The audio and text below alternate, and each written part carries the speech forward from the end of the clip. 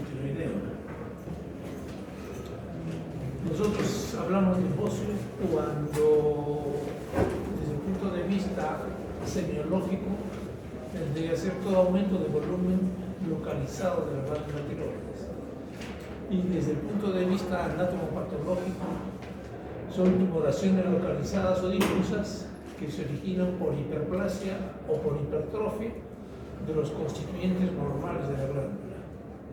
Entonces se entiende que todo aumento de volumen de la glándula tiroides, sea liso o sea nodular, que origine o que no origine alteración de la función tiroidea, llamaríamos bocio.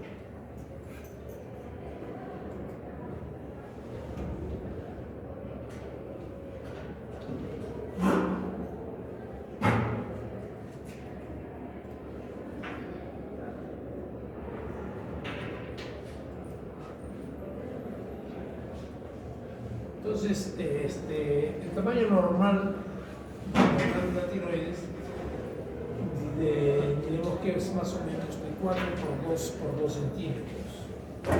Y su peso oscila entre 12 y 20 gramos. Algunos dicen incluso hasta 30 gramos. Es importante tener conocimiento de esto porque, de acuerdo al peso de la glándula, podemos dar, por ejemplo, en casos de hipertiroidismo, tratamiento debido al peso de la glándula, una determinada cantidad de yodo radioactivo. Entonces, el bocio se puede presentar pues a cualquier edad. Es un hallazgo muy frecuente, quizás es el más frecuente de todos los problemas endocrinológicos. ¿Aló? Sí, Carlos.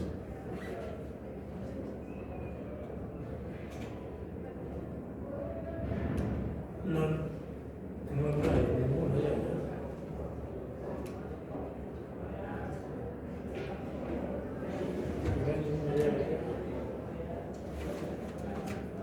No hay ninguna llave del doctor Juanqui por ahí. Ah, ya, ok, ya la veo.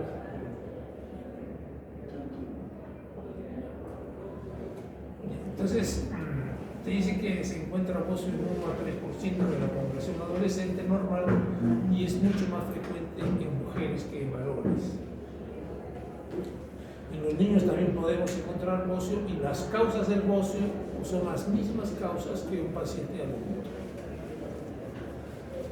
Mucho más frecuentes son los problemas autoinmunes en el niño, mientras que en el adulto predominan los bocios nodulares no tóxicos.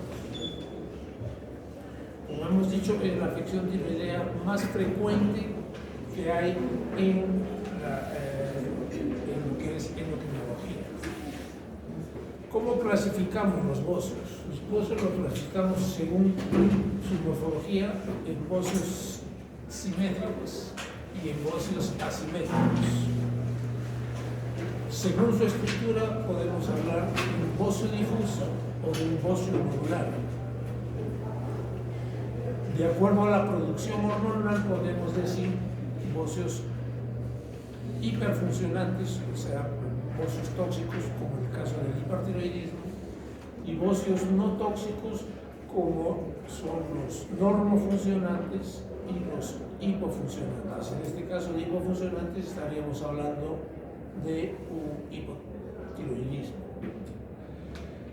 Según su evolución podemos clasificarlos en benignos y malignos y según su epidemiología en endémicos y esporádicos. La clasificación del bocio no tóxico, podemos decir bocios difusos no tóxicos y bocios nodulares no tóxicos. Dentro de los bocios difusos no tóxicos tenemos el endémico y el esporádico, y los bocios nodulares no tóxicos pueden ser multinodulares o mononodulares. También podríamos decir funcionantes y no funcionantes. En cuanto cuanto al bocio congénito,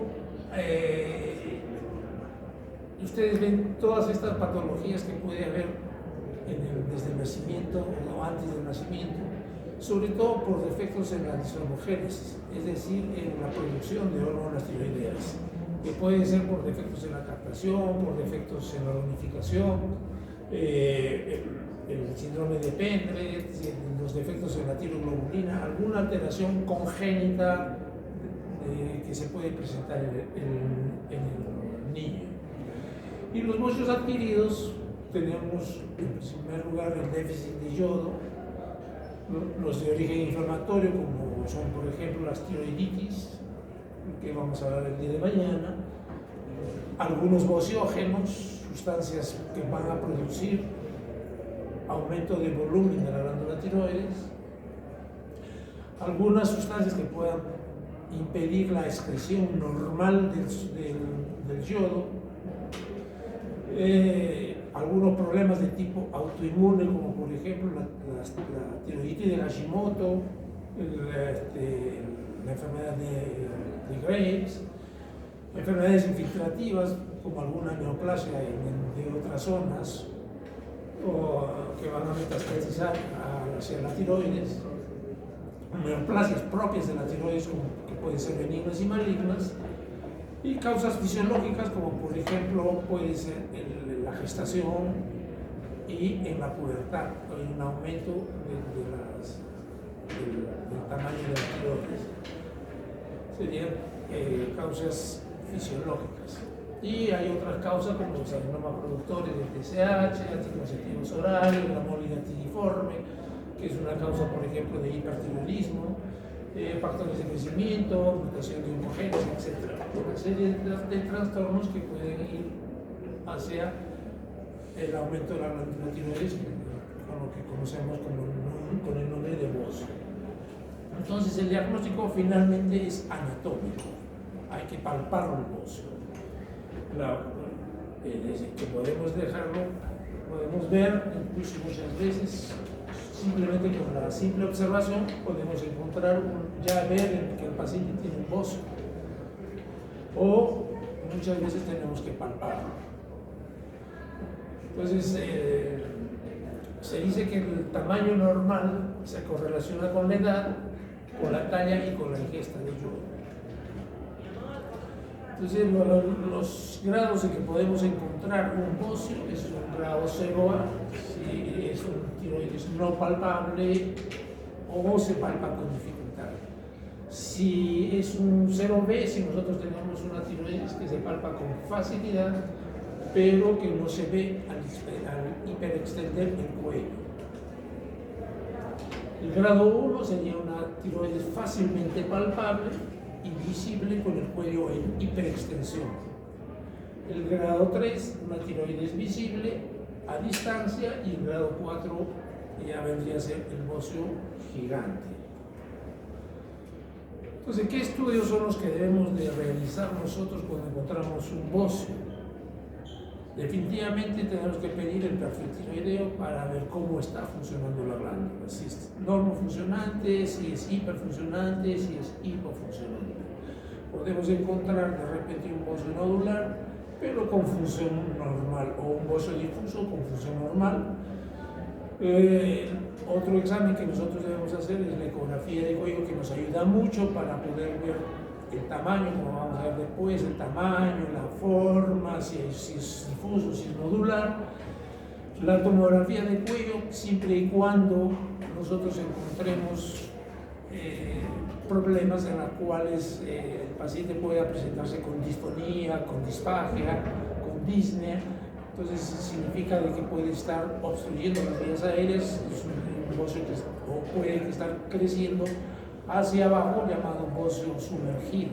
Entonces, que normalmente no lo vamos a palpar, y la tomografía nos va a ayudar para ver qué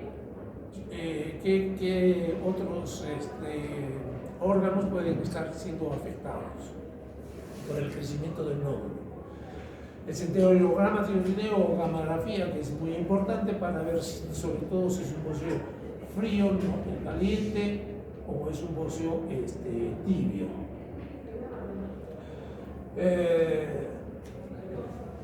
Podemos encontrar también, hacer tomografías del cuello en general para ver si es que hay metástasis o zonas de ganglios en los cuales pueden estar crecidos y con se puede hacer sospechar de que pueda ser un problema de tipo neoplásico.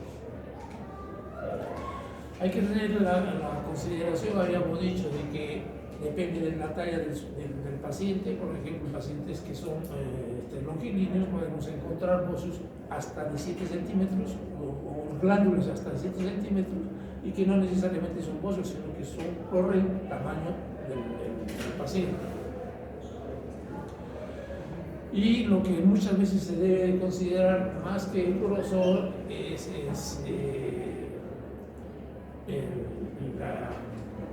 la longitud, el grosor del cuello o el grosor de la tiroides antes que la misma longitud a lo largo de la glándula. Y se dice que la glándula no debe superar los 2 centímetros a nivel de los lóbulos o de 0.5 centímetros a nivel del istmo de la glándula. El tratamiento es quirúrgico, sobre todo cuando existen grandes bocios o cuando está afectando algún órgano cercano a la tiroides, como puede ser el tráqueo o el esófago.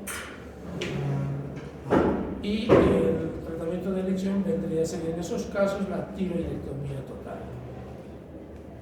En relación al bocio endémico, diremos que se caracteriza por un aumento también pues, de la glándula tiroides, que va a causar deformación y que se va a desarrollar debido a los bajos niveles de yodo en algunas zonas, o sea, que hay zonas endémicas en la cual hay un déficit de repente casi total de yodo. Entonces, muchos de ellos consumen sal de piedra, en la cual no tiene yodo, y vamos a encontrar bocios. Entonces, la deficiencia crónica de yodo va a hacer que el tejido tiroideo empiece a crecer. Y este bocio se desarrolla por 2 motivos. Uno, por la deficiencia de yodo relativa o por una deficiencia absoluta de yodo. Y se dice que pueden contribuir al desarrollo de la enfermedad procesos infecciosos, malas condiciones de vida, medicaciones que van a ser difícil o van a impedir la entrega de yodo hacia la glándula tiroides, o pacientes que tienen déficit de molibdeno, manganeso, de zinc. Entonces esos pacientes también pueden hacer en cualquier momento un bocio, siempre y cuando haya deficiencia de yodo. Entonces, ¿qué cosa puede suceder en un paciente que tiene deficiencia de yodo? Va a ocurrir un déficit o un daño a nivel cerebral que puede ser permanente, puede haber un retraso mental en los niños, falla en el sistema reproductor, tanto en el varón como en la mujer, y una disminución de la supervivencia fetal, es decir, que en esas zonas la mortalidad fetal es alta. Y desde el punto de vista socioeconómico, la población va a ser más lenta, desde el punto de vista productivo, va a ser menos vigorosa, y incluso son pacientes que van a tener una desmotivación social.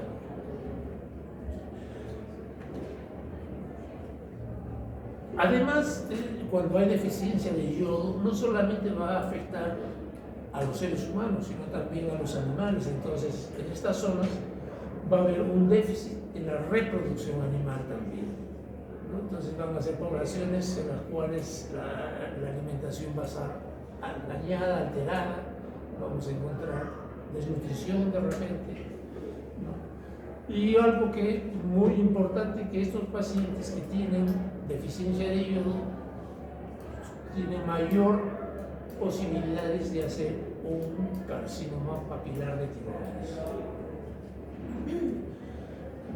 Como el yodo es captado simultáneamente de la misma forma en el riñón como en la tiroides. Entonces, nosotros podemos hacer los estudios de yoduria a nivel renal, ¿no? Y se dice que yodurias mayores de 90 miligramos en orina de 24 horas nos indica un aporte adecuado de yodo.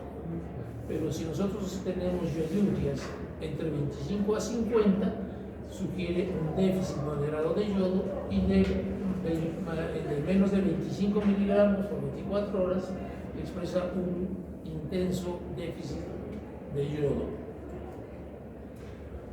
Entonces, ¿a qué consideramos nosotros una zona endémica? Se dice que una zona endémica,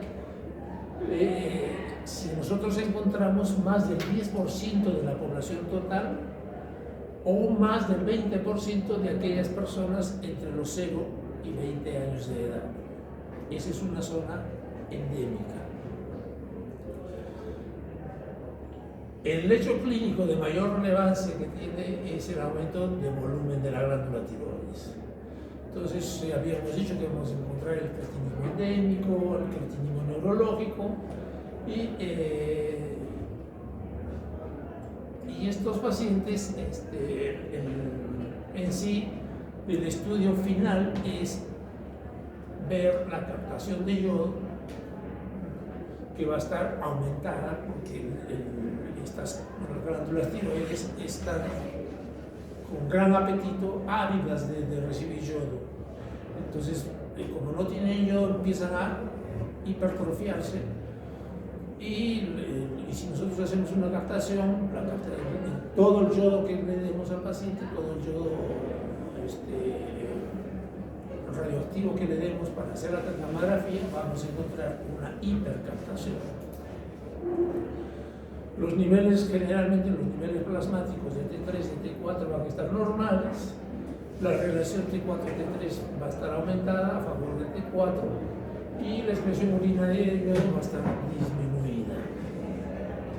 Los niveles plasmáticos de TSH van a estar normales. La ecografía y la tomografía computarizada del cuello no consideran la constitución del sujeto. Hemos dicho que los longilíneos pueden tener glándulas más grandes, hasta de 7 centímetros,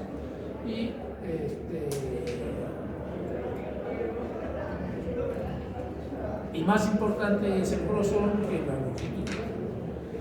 En cuanto al tratamiento, el tratamiento es preventivo.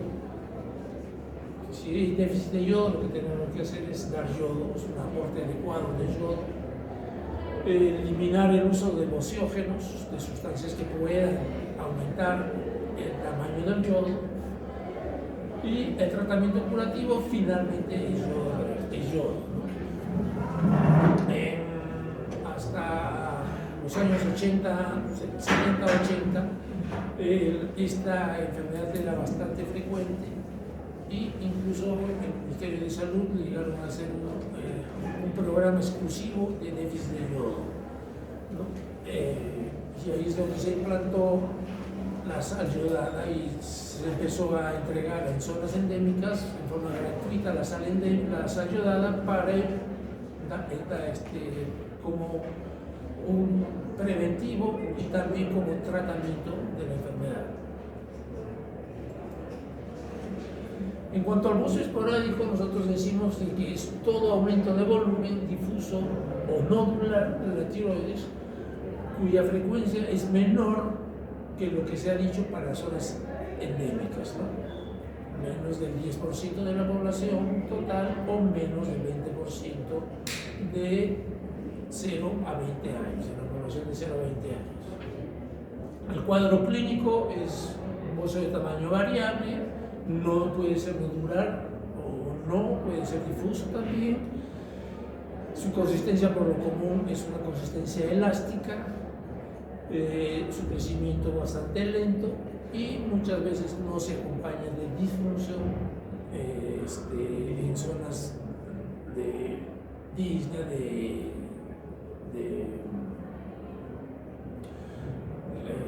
dificultad para pasar los alimentos, etc.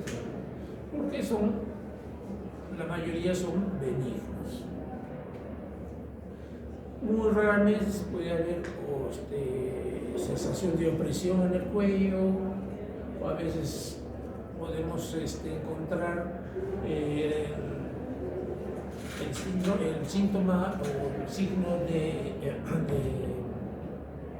dice, al levantar los brazos y agachar la cabeza, vamos a encontrar un enrojecimiento de la cara, que nos está indicando que puede haber obstrucción a nivel de las venas del retorno venoso.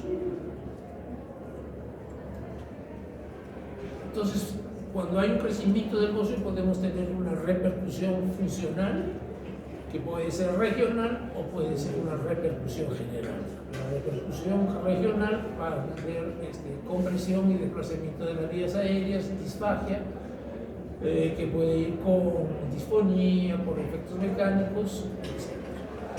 El signo en el cual nosotros encontramos que hay alguna alteración en el retorno venoso se llama el signo de Marañón-Pemberton. Y la repercusión general depende de la coexistencia de la disfunción tiroidea vinculada a que existen o no alteraciones en la función de las hormonas tiroideas. Es decir, si está disminuida la función tiroidea, no se produce la cantidad adecuada de hormonas, vamos a encontrar un hipotiroidismo. Y si está produciendo mayor cantidad de hormonas tiroideas, entonces hablaríamos de un hipertiroidismo. Los exámenes de laboratorio son muy similares a lo que hemos visto en bocio endémico, pruebas de función tiroidea, T3, T4, TSH, siempre solicitar esos 3 estudios para ver si es que está funcionando o no la glándula tiroides. Determinar la ioduria para descartar un problema de bocio endémico. Hacer estudios de calcitonina y de antígeno carcino embrionario, sobre todo si estamos sospechando de un cáncer medular de tiroides. Entonces, podemos pedir un perfil tiroideo, perfil de autoinmunidad tiroidea, es decir, pedir los anticuerpos, anti-TPO, los anticuerpos antiquinolobulina, hacer un ultrasonido tiroideo, una ecografía, una tomografía, una gamografía, bueno, va a ser de mucha utilidad justamente para descartar ver si el bocio es hipercartante, hipocaptante o normocaptante. Y finalmente, el que nos va a dar el diagnóstico final es la punción con aguja fina o la biopsia con aspiración con aguja fina. El tratamiento es corregir la disfunción tiroidea subyacente, y si es que el paciente no tiene ningún síntoma, ninguna molestia, el bocio no es muy grande, podemos dejarlo en observación. Pero si los bocios son grandes, se decía que se podría dar yodo o hormonas tiroideas con la finalidad de disminuir el tamaño del bocio. Pero en los últimos estudios se ha demostrado de que el tratamiento con levotiroxina no mejora el tamaño o disminuye ni mejora el tamaño del bocio. Entonces, más bien tendríamos mucho más complicaciones, porque podríamos llevarlo al paciente a un estado de hipertiroidismo facticio, o también llevarlo a disminución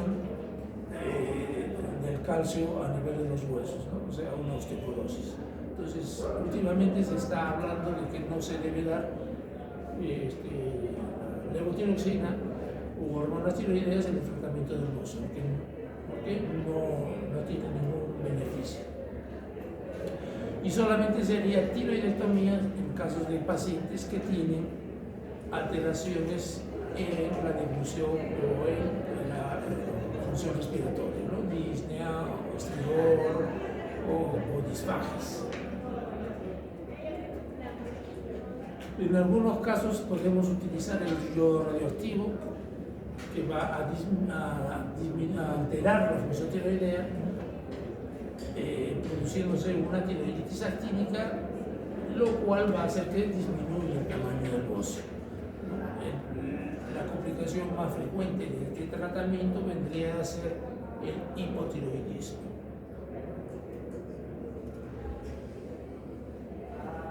El segundo tema que nos tendríamos que tocar es el de nódulo tiroideo. Es casi vendría a ser la secuela de lo que hemos conversado anteriormente. Habríamos hablado de bocios nodulares y bocios difusos. Tanto el bocio endémico como el esporádico podemos encontrar bocios difusos. Y ahora solamente nos vamos a dedicar a los nódulos tiroideos. ¿Y qué significa un nódulo tiroideo? Es una masa de consistencia distinta a la glándula normal. Puede ser uninodular o puede ser multinodular. Es decir, que podemos encontrar un solo nódulo, hablamos de uninodular, y si podemos encontrar de 2 a más nódulos, hablamos de multinodular. Son bastante frecuentes en la población, aparecen más del 5%, es mucho más frecuente en mujeres que en varones, en una proporción de 2 a 1. Y en personas mayores de 60 años aparece casi en la mitad de los casos. O sea, mientras más edad se tenga, mayor posibilidades de encontrar nódulos tiroideos. Y su prevalencia depende del tipo de exámenes que realizamos.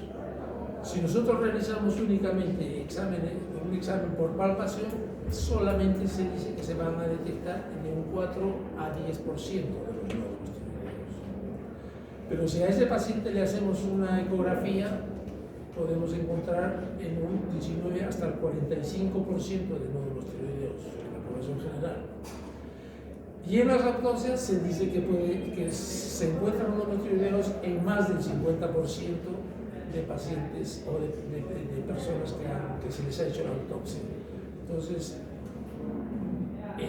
la palpación no es un buen método diagnóstico para encontrar nódulos, porque recién encontraríamos nódulos tiroideos si no tenemos experiencia, generalmente más de 2 centímetros. Con un poco más de experiencia podemos encontrar nódulos más pequeños, hasta de 1 centímetro, pero menos de 1 centímetro ya es un poco más difícil. Entonces, por eso es que muchas veces la ecografía nos ayuda mucho para eso. Y así todo todavía no llega a hacer un estudio completo por lo que se encuentra, por ejemplo, en autopsias, todavía faltaría. Su incidencia es de 275.000 nuevos casos por año y su prevalencia aumenta de acuerdo a la edad, hemos dicho, más frecuente en pacientes adultos, es más frecuente en mujeres, en pacientes que hayan tenido radiaciones ionizantes, sobre todo a temprana edad, y en pacientes con déficit de yodo. Como habíamos mencionado, se detecta con mayor frecuencia si el nódulo tiene más de 2 centímetros. Entonces, ¿cuál es la causa por la cual se pueden presentar nódulos tiroideos? Se dice que por estimulación, por inflamación o por infiltración. La estimulación, el principal estímulo para la producción de nódulos tiroideos es el mismo TSH. Este va a actuar a través de 2 vías, de la vía de la adenosiclasa y de la vía de la fosfolipasa C. Puede haber diferentes oncogenes que van a actuar estimulando las diferentes vías de actuación del complejo TSH receptor, y también se dice que puede haber una disminución en los genes supresores. Estos genes supresores inhiben el crecimiento celular, habría una disminución de la función de estos genes y por lo tanto se estimularía la producción de los nódulos tiroideos. Entonces puede producir crecimiento de tiroideo o otras hormonas glucoproteicas al estilo de TSH, como la HCG, por ejemplo.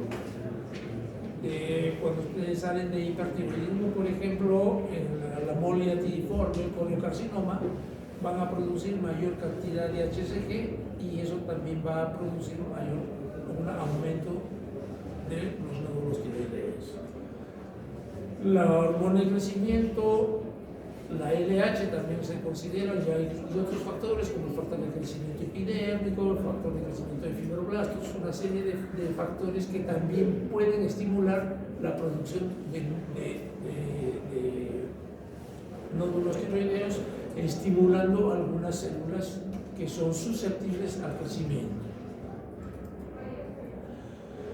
Problemas inflamatorios, podemos, sobre todo los problemas de autoinmunes, por ejemplo, como es el hipertiroidismo por una hiperestimulación de TSH, ¿no? Una acción local de los anticuerpos antitiroideos, ¿no? Por ejemplo, los anticuerpos anti-TPO que van a estimular, por ejemplo, la tiroiditis de Hashimoto, pueden hacer que aumente los nódulos tiroideos.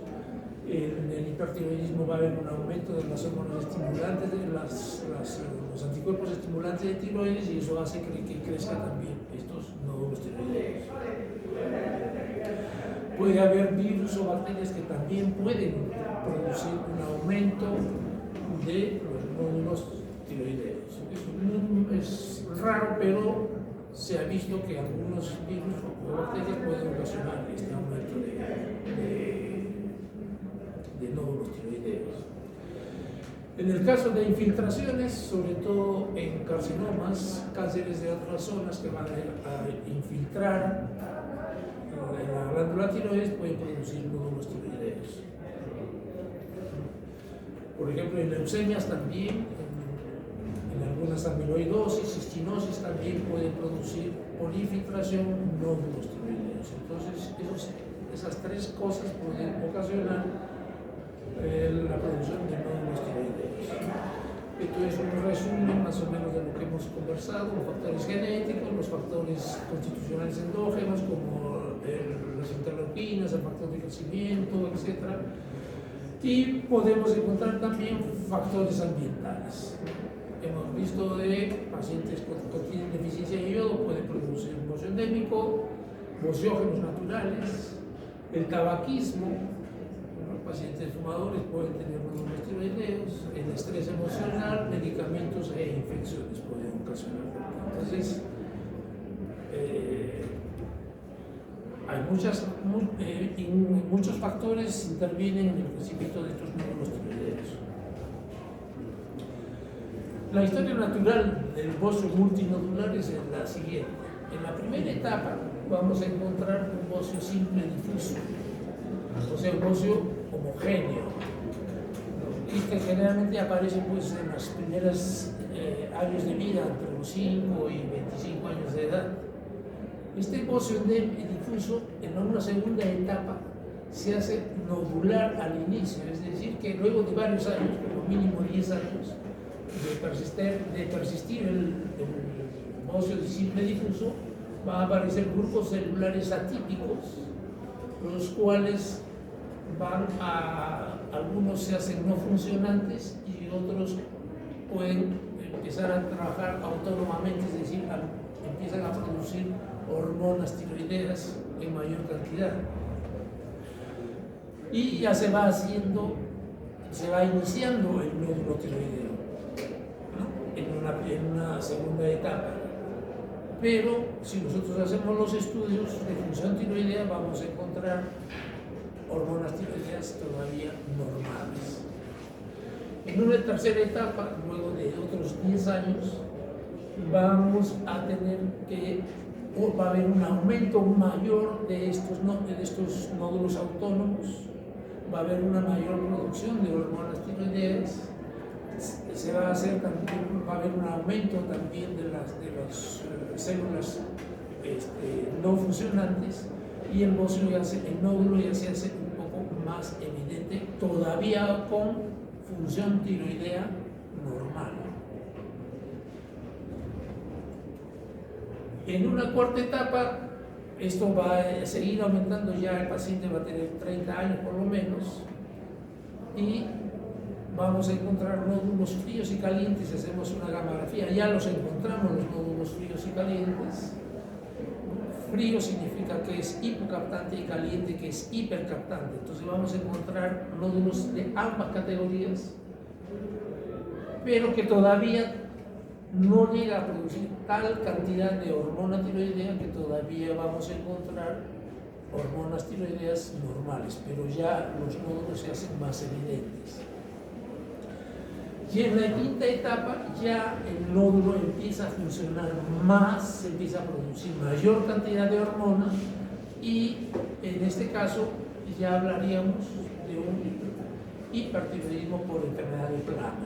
Es decir, que para llegar a un bocio multinodular tóxico va a pasar muchas etapas, desde un bocio difuso simple en las primeras etapas de la vida, y se va a ir transformando paulatinamente a través de los años en un bocio multinodular tóxico.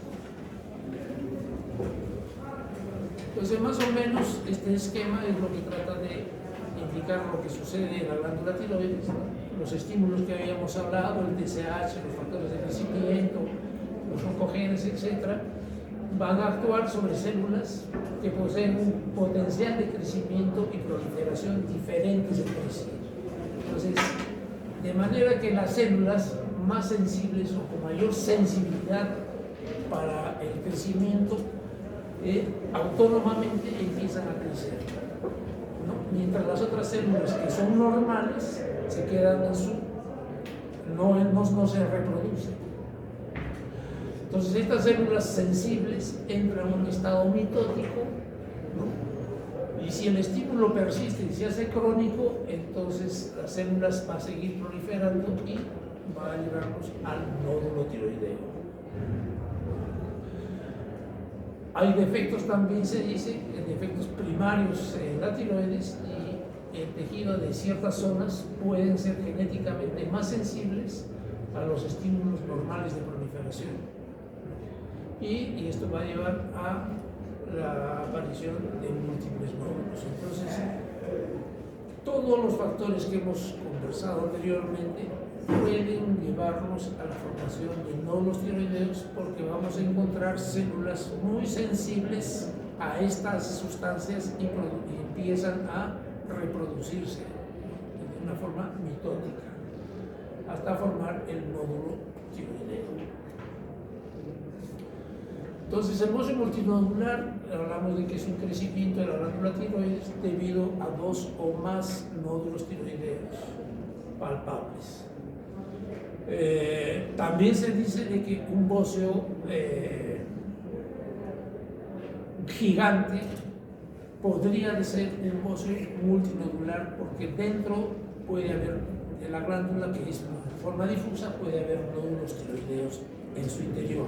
Para eso nos ayuda la ecografía y la gamografía, para buscar nódulos tiroideos en una glándula difusa, sobre todo en bocios gigantes. Ocurre generalmente, son más frecuentes los bocios endémicos o esporádicos, pero también se puede encontrar en familias o en pacientes que tienen bocios endémicos. Este tipo de nódulos, de nódulos tiroideos o bocio multinodular tóxico, puede al final llevar a una degeneración tiroidea y producir un cáncer tiroideo. Generalmente, como ustedes han visto, entonces los bocios multinodulares vamos a encontrarlos a partir de los 35-40 años, porque desde que empieza el nódulo tiroideo, el bocio difuso, hasta que llegue a bocio multinodular, van a pasar 20 o 30 años. Entonces, la clínica más o menos es similar a las anteriores. Vamos a encontrar un bocio gigante, multinodulado, es irregular,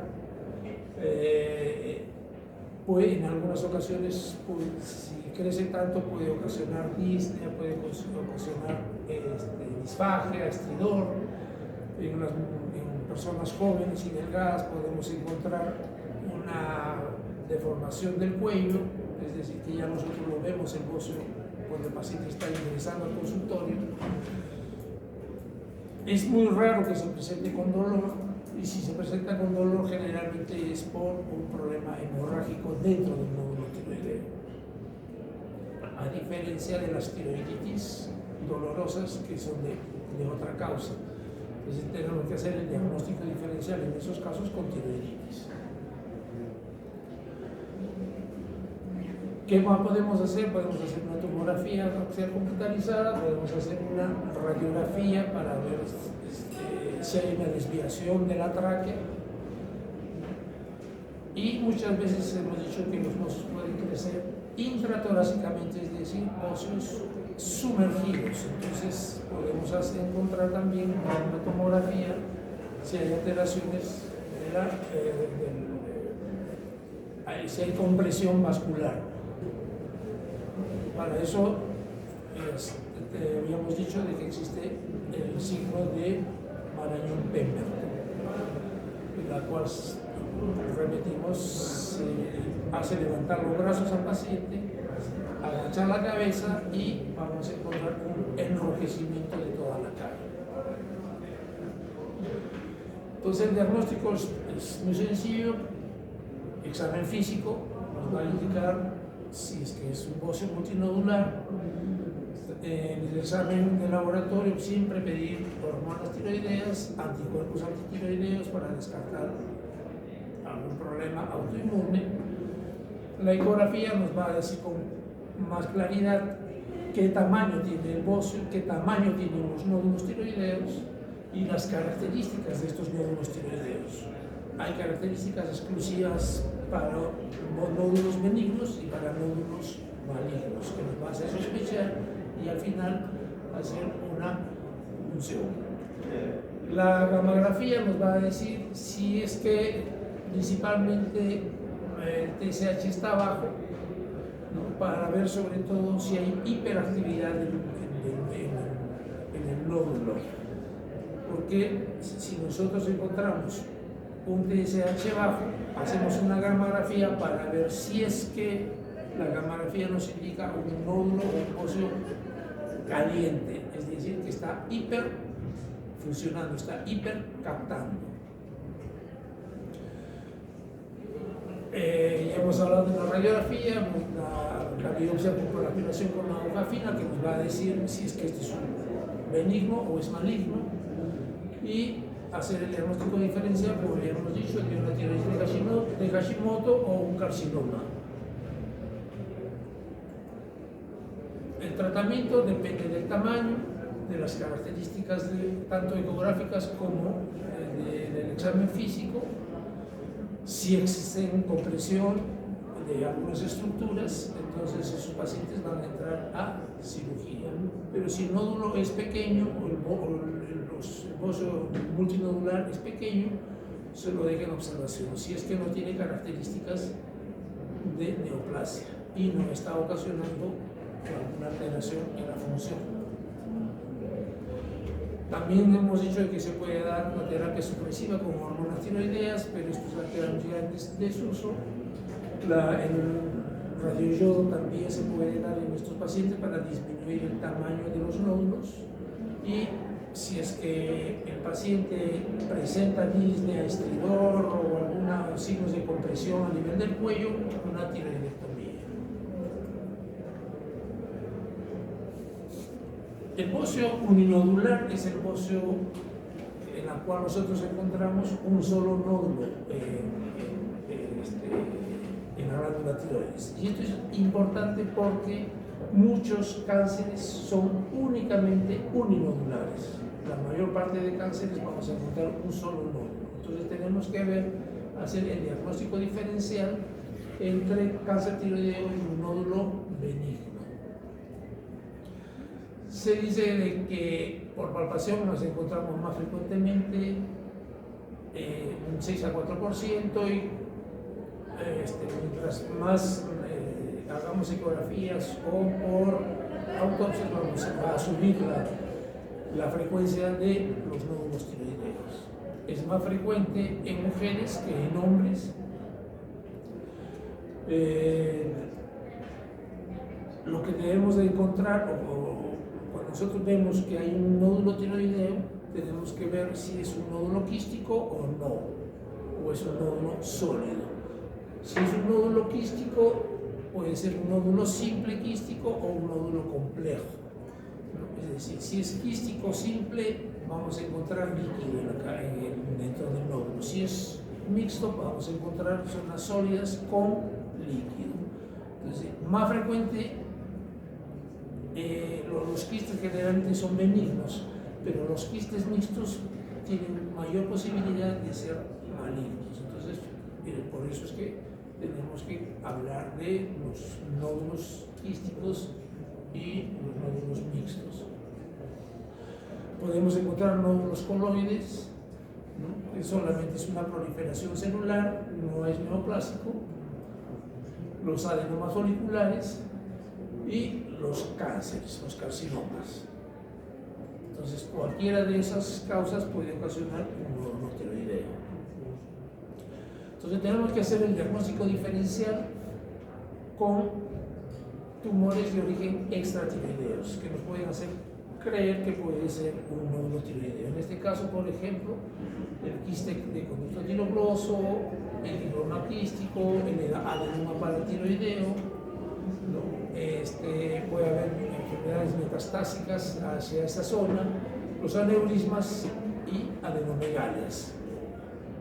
De origen tiroideo benigno hay que hacer el diagnóstico diferencial con los adenomas funcionantes, con el bocio multinodular o con las tiroiditis, quistes tiroideos, y un crecimiento por compensación de un paciente que haya tenido una hemitiroidectomía.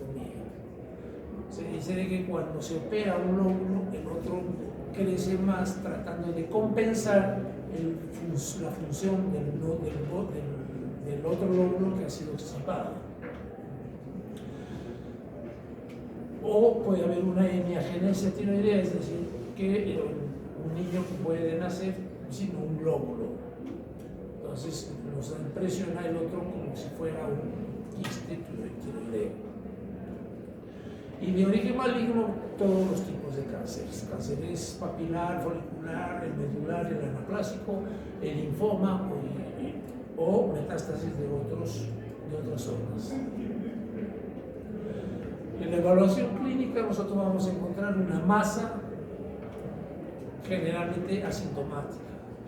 Cuando nosotros palpamos un nódulo, lo primero que tenemos que ver es el tamaño, ver la consistencia, si es duro o es blando, ver si es único o es múltiple, ver la movilidad, si es móvil con la dilución o no. Si no es móvil con la dilución, la sospecha de malignidad es alta. Es decir, que está adherido a planos profundos, es neoplásico. Si presenta dolor o no presenta dolor. Si presenta dolor, hemos dicho que podría ser un nódulo hemorrágico, o podemos hacer el diagnóstico diferencial con algunos tipos de tiroiditis. Entonces, los antecedentes son muy importantes. Vamos a ver la edad. Hemos dicho de que los pacientes con mayor edad tienen mayores posibilidades de tener nódulos tiroideos. Si el nódulo es doloroso, generalmente hablamos de que es buen pronóstico porque no es neoplásico. La neoplasia no duele. Entonces, en el examen físico, ¿qué debemos ver? Si es un paciente que tiene un nódulo de más de 4 centímetros, si tiene una consistencia pétrea, que no se desplaza con la dilución, es decir, que está fijado a zonas profundas, si hay adenopatías palpables y es un crecimiento sostenido rápido en meses, nosotros debemos tener la sospecha de que puede ser un cáncer tiroideo. Entonces, lo que vamos a hacer nosotros es un estudio de la función tiroidea, TSH-T4, hay que medir siempre el TSH-T4, sobre todo TSH-T4 libre, para descartar cualquier otra patología, porque el nódulo simple, que no es hiperfuncionante o no es autónomo, por ejemplo, el nódulo autónomo no va a producir hormonas tiroideas. Entonces vamos a encontrar normales, las hormonas tiroideas. Podemos pedir anticuerpos que nos va a hacer el despistaje o el diagnóstico diferencial con las tiroiditis. La ecografía tiroidea, vamos a ver si es un tejido invasivo, vamos a establecer principalmente el tamaño del nódulo con más exactitud. Si es único o múltiple, a veces se nos puede pasar algún nódulo que es más pequeño, pero con la ecografía podemos encontrar ese tipo de nódulos. Entonces vamos a decir si realmente es un nódulo único o realmente es múltiple. Vamos a ver si es sólido, líquido o no, o es mixto. Vamos a tener información cómo está la cápsula del nódulo y ver si también hay microcalcificaciones dentro del nódulo o en la periferia del nódulo, que es lo que nos va a indicar de repente si es maligno o es benigno. Entonces, cuando nosotros hacemos una ecografía y encontramos estas características, que hay una vascularidad, son nódulos hipervasculares con un gran flujo intranodal, hay que sospechar de un cáncer tiroideo. Si los contornos del nódulo tiroideo son irregulares, hay que pensar en cáncer tiroideo. Si hay microcalcificaciones, hay que pensar en un cáncer tiroideo, sobre todo carcinoma papilar de tiroides.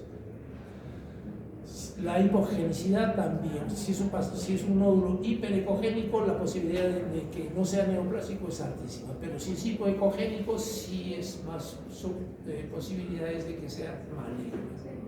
Y ver el contenido, ¿no? del nódulo, si es quístico, mixto. Entonces, nosotros tenemos esta clasificación de TIRADS, en las cuales vemos lo que hemos conversado anteriormente, los signos de benignidad y los signos de malignidad. Y hablamos de una lesión en una glándula normal, estaría en el TIRADS 1, ¿no? 0% de posibilidades malignas. Si es una lesión benigna, estaríamos en TIRADS 2, con un 0% también de posibilidades de que sea maligno. Y ya empieza con el TIRADS 3, si hay problemas, por ejemplo, no encontramos ninguno de los signos sospechosos, pero tiene un patrón indeterminado, nos dice la ecografía. Entonces hablamos de un TIRADS 3. En estos casos hay que repetir nuevamente la ecografía. La sospecha de malignidad es de 3%. Ya a partir del TIRADS 4, ya sí encontramos sospecha de nódulo tiroideo, de cáncer tiroideo en el nódulo. Entonces, si tiene uno de los signos de malignidad, hablamos de TIRADS 4A, si tiene 2, hablamos de 4B, si tiene 3, hablamos de 4C, y si tiene más de 3, hablamos de TIRADS 5. Y el TIRADS 6 ya es el carcinoma totalmente diferenciado desde el punto de vista histológico. La gamografía nos va a sugerir, pues como habíamos dicho, si el nódulo es frío, si es caliente o es mixto. El nódulo frío tiene, en la gamografía, tiene un 80-85% de ser maligno. Entonces, un nódulo frío tiene más posibilidades de ser maligno.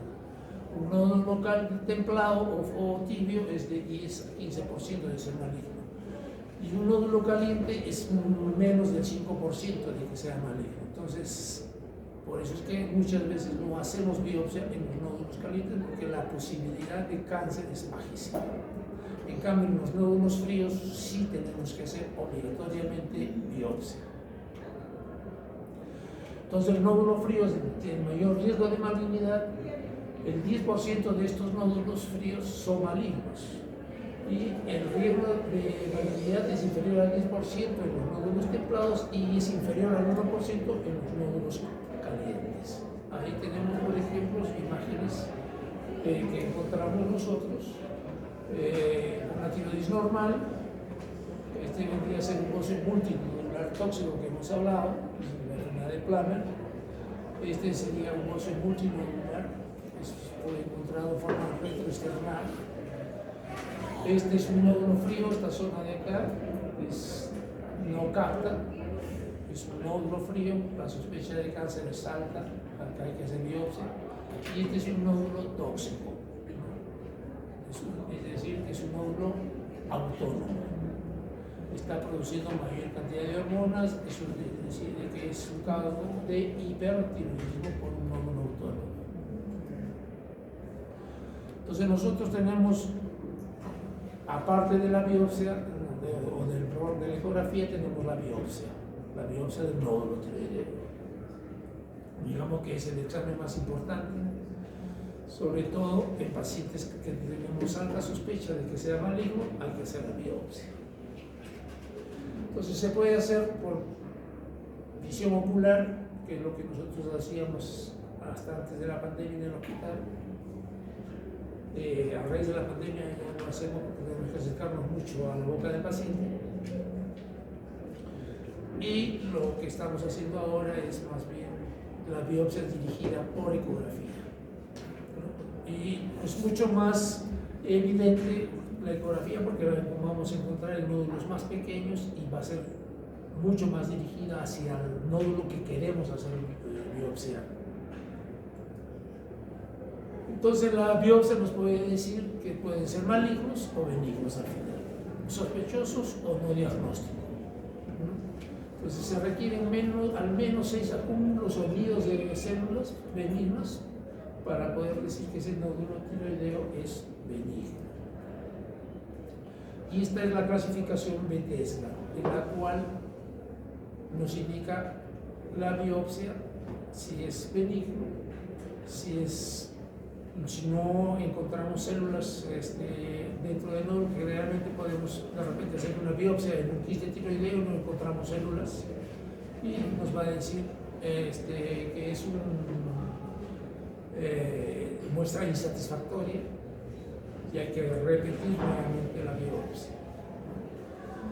Entonces ya nos puede decir que es benigno, que puede tener atipia, puede haber una neoplasia folicular, que puede ser ya sospecha de malignidad o puede ser totalmente maligno. Entonces el Bethesda nos va a indicar qué es lo que vamos a hacer. Lo dejamos en observación, lo dejamos le hacemos una nueva biopsia o lo mandamos a cirugía para que lo operen al paciente. Entonces los nódulos benignos son bien encapsulados, no invaden los tejidos subyacentes, no producen metástasis, muestran poca mitosis y el resto del tejido glandular es normal. El tratamiento de los nódulos, si es muy grande, cirugía, y si el nódulo es muy grande y con sospecha de neoplasia, entra en cirugía. Habíamos dicho que antiguamente se hacía tratamiento con levotiroxina para tratar de disminuir el tamaño del nódulo, lo cual se ha demostrado que no es factible e incluso puede traer problemas de arritmias, sobre todo en pacientes ancianos, y de osteopenia. Entonces, siempre en un nódulo tiroideo hacer los estudios de ecografía, si es que es necesario gamografía, sobre todo si tiene un TSH bajo para descartar un hipertiroidismo, y finalmente la biopsia. Tratamientos quirúrgicos si es maligno y si es sospechoso se puede hacer una hemitiroidectomía. Si es benigno, observación. Si es quístico se hace la aspiración del coloide. Se puede dar yodo radioactivo, se puede dar termoláser o esclerosis con alcohol, es decir, se extrae el líquido del quiste y se pone alcohol en la zona y eso va a producir fibrosis y disminución del nódulo. Eso es en cuanto a lo que teníamos que hablar, lo que es bocio y nódulo tiroideo. Si hay alguna pregunta.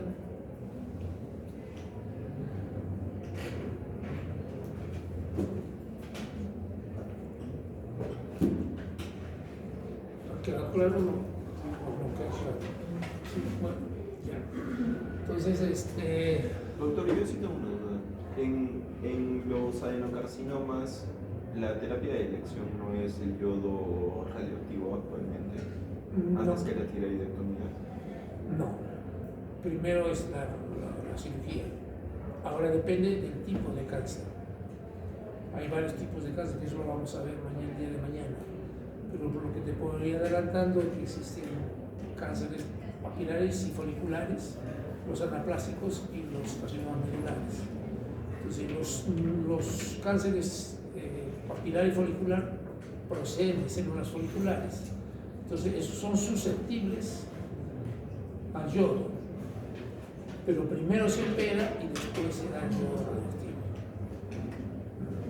En cambio, el anaplásico y el carcinoma medular de tiroides no son susceptibles al yodo. Eso por más yodo que tú les des, no van a mejorar.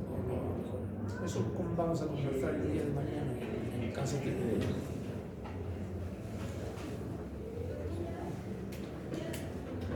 Si no hay preguntas, ¿quieren copiar las diapositivas? Sí, doctor, por favor.